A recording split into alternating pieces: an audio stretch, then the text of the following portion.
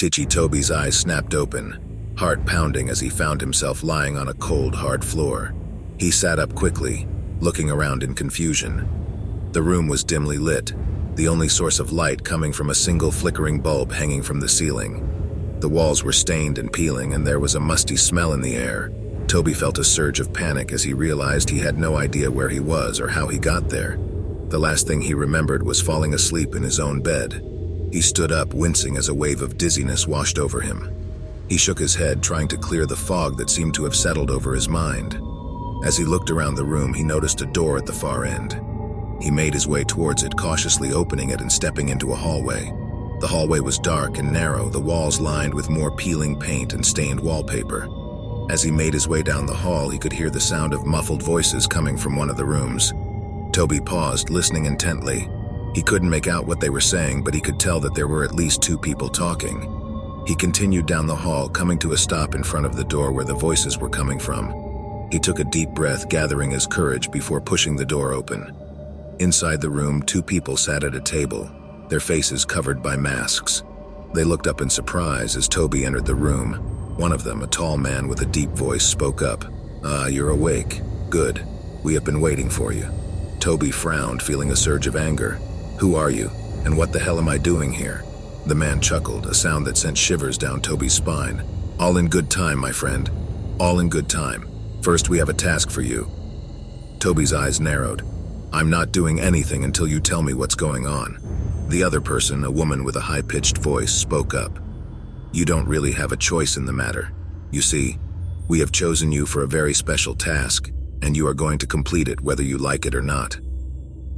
Toby felt a surge of fear, but he pushed it down, forcing himself to stay calm. "And what is this special task?" The man smiled, a sinister grin that made Toby's skin crawl.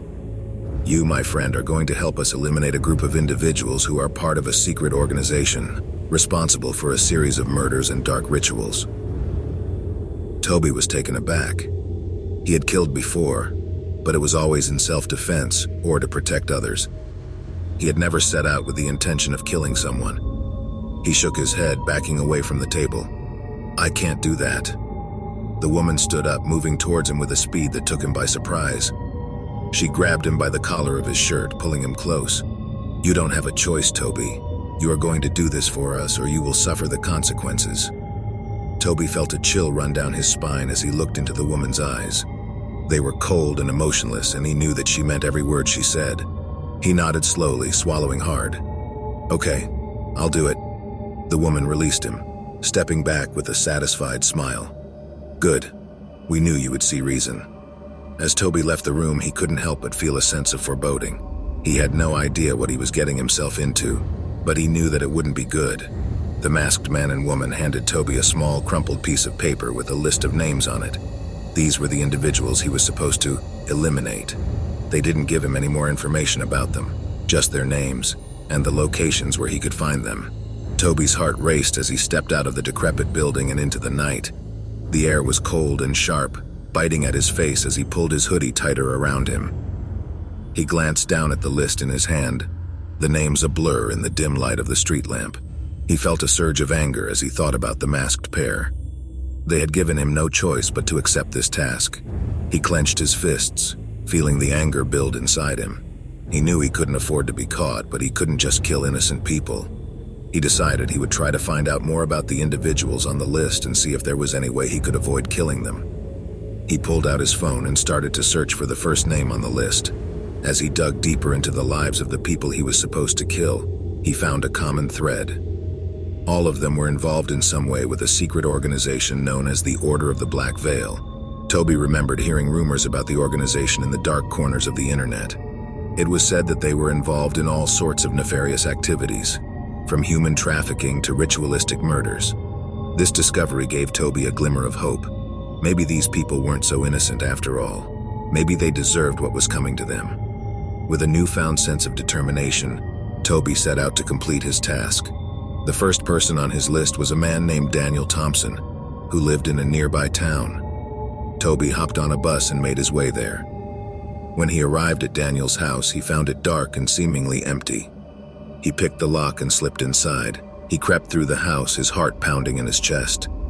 He found Daniel asleep in his bedroom. Toby hesitated for a moment, then shook his head, steeling himself for what he had to do. He pulled out a knife from his backpack and approached the bed. As he raised the knife, Daniel woke up and let out a scream. Toby lunged at him, stabbing him in the chest. Daniel struggled for a moment, then went limp. Toby felt a surge of adrenaline as he realized he had done it. He had killed someone. He quickly searched the room for any evidence that might link him to the crime, then slipped out of the house and into the night. As he made his way back to the bus stop, Toby couldn't help but feel a sense of satisfaction. He had completed his first task, and he was one step closer to being free of the masked pair's control. With the first name crossed off his list, Toby felt a mix of relief and dread. Relief that he was able to complete the task, and dread for what was to come. He knew this was just the beginning, and there were many more names on the list. He spent the next few days gathering information on the next person on the list, a woman named Emily Parker. She was a high-ranking member of the Order of the Black Veil, and according to the information Toby found, she was involved in some of the group's most sinister activities. Toby knew this wouldn't be easy. Emily was surrounded by security at all times, and getting to her would be a challenge. But he also knew he didn't have a choice. He had to complete the task or face the consequences. He spent days studying Emily's routine, looking for any opening he could exploit. He finally found his opportunity one night when she was attending a private event at a secluded mansion in the woods. Toby made his way to the mansion dressed in black from head to toe. He slipped past the guards and made his way inside. The mansion was lavish, filled with wealthy individuals indulging in all sorts of debauchery. Toby kept his focus and made his way to the room where Emily was. He found her alone, drinking a glass of wine. He approached her, and before she could react, he struck her with a blow to the head, knocking her unconscious. He quickly tied her up and dragged her to a nearby room. When she woke up, he interrogated her about the Order of the Black Veil. Emily was defiant at first, but after some persuasion, she revealed some valuable information about the organization and its plans. Toby knew he couldn't let her live. He killed her, then made his way out of the mansion, evading the guards once again. As he made his way back to his hideout, Toby felt a mix of emotions. He was glad to have completed another task, but he couldn't help but feel a sense of guilt for what he had done. He knew these people were involved in terrible things, but he couldn't help but feel that he was becoming just like them. Back in his hideout, Toby sat in the dark, reflecting on everything that had happened. The room was cold and damp, a stark contrast to the luxurious mansion he had just escaped from. He couldn't help but feel a deep sense of despair as he thought about the path he was on. As he sat there, he began to think about his past and how he ended up in this situation. He remembered the days when he was just a normal kid, living a normal life. But all of that changed the day his parents died in a car accident. He was sent to live with his abusive uncle who made his life a living hell. Toby developed a nervous tic, which caused him to twitch and jerk involuntarily. This made him the target of bullies at school, who gave him the nickname Ticci Toby. One day, Toby snapped and attacked one of his bullies, landing him in a mental institution. It was there that he met the masked man and woman who would change his life forever. They told him they could help him get revenge on those who had wronged him, and in his vulnerable state, Toby agreed. They trained him, honed his skills, and turned him into the killer he had become. As he thought about his past, Toby couldn't help but feel a sense of regret. He had allowed his anger and desire for revenge to consume him, and now he was trapped in a never-ending cycle of violence and death. He knew he had to break free, but he also knew that wouldn't be easy. The masked pair had a hold on him, and he couldn't just walk away. He needed a plan, and he needed to be smart about it. With a new sense of determination, Toby stood up and began to prepare for his next task. He knew it wouldn't be easy, but he also knew he didn't have a choice. He had to finish what he started, and then find a way out of this dark world he had become a part of. With Emily out of the picture, Toby turned his attention to the next name on the list, Mike Johnson, another member of the Order of the Black Veil. Mike was known for being particularly brutal and was responsible for numerous killings. Toby tracked him down to a bar on the outskirts of town. It was a rough place, frequented by all sorts of unsavory characters. Toby entered the bar, trying to blend in with the crowd. He spotted Mike sitting at the bar, drinking a beer. Toby approached him, pretending to be a friendly stranger. They started chatting, and Toby managed to gain his trust. After a few drinks, Mike was feeling relaxed and let his guard down. Toby saw his chance and struck. stabbing him in the side with a hidden knife. Mike screamed in pain and tried to fight back, but Toby was too quick for him. He stabbed him multiple times, making sure he was dead before leaving the bar. As he stepped outside, Toby felt a sense of satisfaction, but that feeling was short-lived as he suddenly felt a sharp pain in his side. He looked down to see a knife sticking out of his side. He had been stabbed. Toby turned around to see a figure in the shadows holding another knife. It was one of Mike's associates, and he was out for revenge. Toby tried to fight back, but he was weakened from his injury. The attacker lunged at him, slashing wildly with the knife. Toby managed to dodge the attacks, but he knew he was running out of time. He needed to end this quickly. With a surge of adrenaline, Toby lunged at his attacker, knocking him to the ground. He grabbed the knife and stabbed him repeatedly until he was sure he was dead.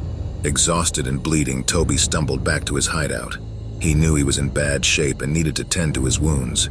As he patched himself up, he realized that he was no longer just the hunter. He was also the hunted. Toby's wounds were healing, but he knew he couldn't afford to rest for long. He had one last target to eliminate before he could consider his mission complete. His final target was none other than his former best friend, Sam. Sam and Toby had grown up together and were inseparable as kids. But as they got older, they grew apart. Sam got involved with the wrong crowd and eventually joined the Order of the Black Veil. Toby couldn't believe that Sam, his once closest friend, was now a member of the very organization he was trying to take down. It was a painful realization, but Toby knew what he had to do. He tracked Sam down to an abandoned warehouse on the edge of town. As he entered the building, he could feel his heart pounding in his chest. This was going to be the hardest kill of all. He found Sam in a back room sorting through a pile of weapons. Toby approached him cautiously, not knowing how Sam would react. "Sam," he said quietly. Sam turned around, surprised to see Toby standing there. "Toby, what the hell are you doing here?" "I could ask you the same question," Toby replied, trying to keep his emotions in check. Sam looked defensive. "I don't owe you any explanations." Toby shook his head. "I never thought I'd see the day when you'd be involved in something like this," Sam scoffed. "You don't know anything about it." "I know enough," Toby said firmly. "I know that the Order of the Black Veil is responsible for countless murders, and I know that you're a part of it." Sam's expression hardened. "I did what I had to do to survive." Toby felt a surge of anger. "And what about all the people you killed? Did they deserve to die?" Sam looked away, unable to meet Toby's gaze. "It's not that simple." Toby took a deep breath, trying to calm himself. "I'm here to stop you, Sam. I can't let you continue down this path." Sam's eyes filled with tears. "I'm sorry, Toby, but I can't stop now." With that, Sam lunged at Toby with a knife. Toby dodged the attack and fought back with all his strength. It was a fierce battle, and both of them were wounded. In the end, Toby managed to overpower Sam and held the knife to his throat. "Do it," Sam whispered, tears streaming down his face. "End it." Toby felt a wave of sadness wash over him. This wasn't how he wanted things to end, but he knew there was no other choice. With a heavy heart, Toby slit Sam's throat. As Sam crumpled to the ground, Toby felt a mix of relief and sorrow.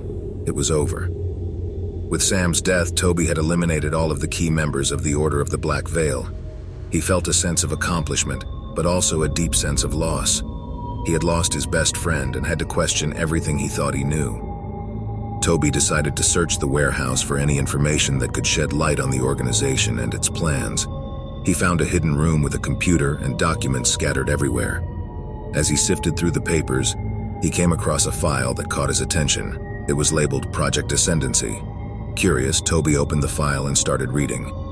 To his horror, he discovered that the Order of the Black Veil was just a small part of a much larger organization. Project Ascendancy was a plan to unleash a series of terrorist attacks across the world, with the aim of plunging society into chaos and then seizing control. Toby felt sick to his stomach. He realized that even though he had taken out the local branch of the organization, the threat was far from over. The attacks were scheduled to take place in just a few days. He knew he didn't have much time. He needed to find a way to stop Project Ascendancy before it was too late. Toby decided to hack into the computer and see if he could find any more information about the organization and its plans. It was a risky move, but he knew it was his only chance. He spent hours trying to crack the computer's security and finally managed to gain access. He found a list of contacts and locations related to Project Ascendancy. He knew he had hit the jackpot. Armed with this new information, Toby set out to put an end to Project Ascendancy once and for all. Toby knew he was walking into a trap, but he had no choice. The clock was ticking and every second counted. He had to stop Project Ascendancy before it was too late. He arrived at the designated location, an abandoned factory on the outskirts of town. It was eerily quiet as he stepped inside. He knew that the members of the organization were probably lying in wait, ready to ambush him. As he made his way through the factory, he could sense that he was being watched. He kept his guard up, ready for anything. Suddenly, he was attacked from behind. He fought off his attackers with a combination of skill and brute force. He was outnumbered, but he was also more determined and more desperate. As he fought his way through the factory, he came across a room with a large machine in the center. He realized that this was the device that was going to be used to initiate the attacks. He knew he had to destroy it. He fought off the guards in the room and made his way to the machine. He quickly figured out how to sabotage it and set it to overload. As the machine started to spark and smoke, Toby knew he had to get out of there. He made a run for it as the factory started to collapse around him. He barely made it out in time as the factory exploded behind him. He knew he had succeeded in stopping Project Ascendancy, but he also knew that the fight was far from over. The organization was still out there and they would be looking for revenge. But for now, he had won a small victory, and he allowed himself a moment of satisfaction before setting off into the night, ready for the next battle. In the aftermath of the factory explosion, Toby was on high alert. He knew that the organization would be coming after him with everything they had. He needed to be ready. As he made his way through the dark streets, he couldn't help but feel a sense of isolation. He had lost so much in his quest for revenge, his best friend, his sense of purpose, and perhaps even a part of his sanity. He was haunted by the memories of everything he had done and everyone he had lost. He couldn't help but question if it was all worth it. As he pondered these thoughts, he was suddenly attacked by a group of masked men. He fought them off with all his might, but he was outnumbered and outmatched. Just when he thought he was done for, a mysterious figure appeared and helped him fight off the attackers. Toby was surprised to see that it was a woman, and she was incredibly skilled in combat. Together they managed to defeat the attackers, and Toby was grateful for the help. The woman introduced herself as Alex and explained that she was also after the organization. Toby was wary at first, but he quickly realized that Alex was on his side. They decided to join forces and take down the organization together. As they spent more time together, Toby couldn't help but feel a connection with Alex. She understood what he was going through, and she didn't judge him for his past. Together, they tracked down the remaining members of the organization and put an end to their reign of terror once and for all. With the organization defeated, Toby and Alex could finally breathe a sigh of relief. They had won, but the cost had been high. They both lost friends and had to confront their own demons in the process. In the aftermath of the battle, Toby and Alex realized that they had grown close. They had been through so much together and they had come out stronger on the other side. They decided to start fresh and build a new life together.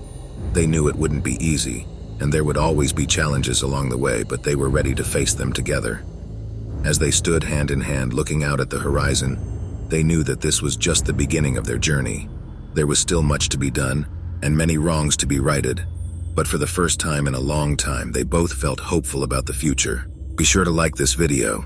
This will let me know that you really enjoyed this content and will motivate us to make more stories like this.